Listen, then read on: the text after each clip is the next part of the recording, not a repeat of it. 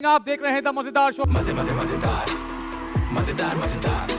अब्बा इतने कमाल के एक्टर हैं, उन्होंने कहा मैं कोई काम नहीं दिलाऊंगा, तो कितना मुश्किल है ये काम। एक पॉइंट ऐसा आ गया था कि मैंने लोगों को कॉल्स करनी शुरू कर दी थी कि मुझे नौकरी दिलवा दें। काफी अरसे से लेकिन आपने थिएटर नहीं किया हुआ, आजकल जो थिएटर होता है ना उसमें आपको तकरीबन ना 6 से 8 महीने देने पड़ते हैं। कमिटमेंट करनी पड़ती ये बताइए लड़कियां जिनके सर के बाल लंबे होते हैं या लड़कियां जिनके नाक के बाल लंबे है। होते हैं? जिंदगी नहीं करो। बाल तो लंबे होते हैं। सलवार पहनना या टाइट पजामा पहनना? टाइट पजामा। टाइट पजामा पहनना या खींचा हुआ पजामा ए! पहनना? पजामा।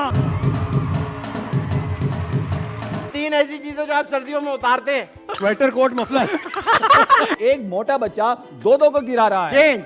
क्योंकि एक मोटा बच्चा चार को गिरा रहा है क्योंकि मोटा बच्चा उठ नहीं पा रहा है।